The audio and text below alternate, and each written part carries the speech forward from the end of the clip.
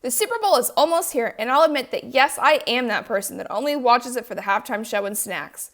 But with this year's halftime lineup, including legends like Eminem and Snoop Dogg, how can you not watch it even if you don't care about football? So let's make some hot wings that are as wait for it, legendary as the performers I'm going to watch as I chow down.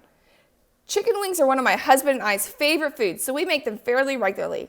I usually make them in the air fryer, but today I'll also show you how to make them in the oven in case you're cooking for a crowd and don't feel like doing 100 batches in the air fryer. We'll be making the classic buffalo flavor, a garlic parmesan that yes is low Fodmap, and the only acceptable dipping sauce, chunky blue cheese. This video is divided up into chapters, so feel free to skip ahead to the section you need. First, we're starting with the air fryer. I'm going to preheat the air fryer by turning it on to 380 degrees Fahrenheit for 5 minutes while I prepare the chicken. The first thing we're going to do with the chicken is give it a very light coating of baking powder. This is going to make the skin crispier. Make sure that your coating is very light though, because if you use too much, then there will be an aftertaste that kind of dries out your mouth. Next, we will rub on our dry seasonings, which are just simply salt, pepper, and smoked paprika. Once my air fryer is preheated, I'm going to spray in some oil, add the chicken skin side down because I'm going to flip them, and set the air fryer to 380 degrees Fahrenheit for 10 minutes. After 10 minutes, flip them and set the air fryer again to 380 degrees for 10 minutes. Now these babies are ready to be tossed in some sauce. This next batch we're going to cook in the oven. Preheat your oven to 380 degrees Fahrenheit. The best way to get crispy wings in the oven is to use a rack on a baking sheet. My setup is MacGyvered with a deconstructed grilling rack, but hey, it works.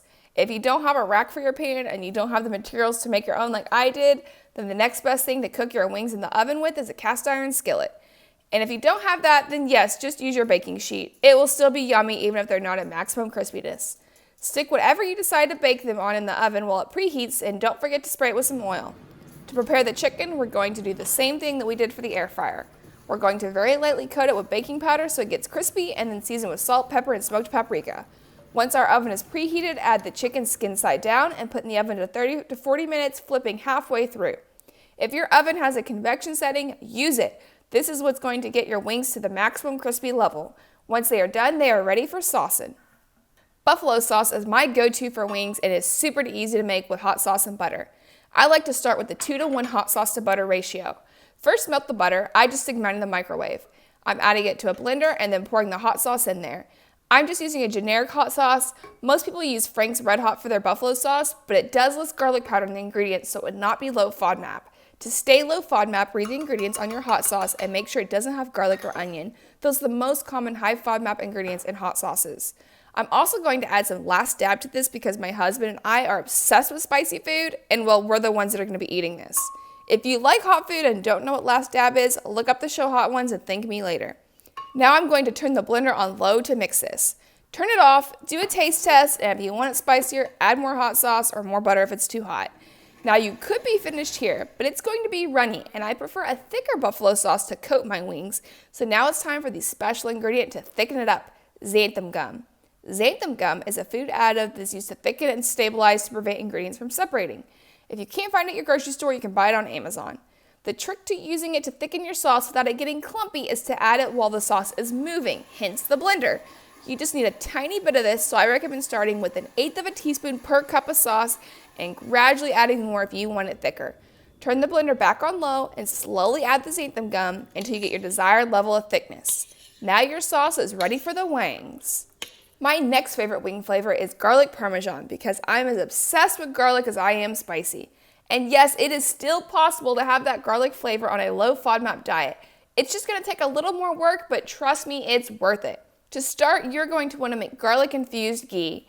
It's easy to make your own ghee. Check out the link to my video about it, or you can also use store-bought ghee.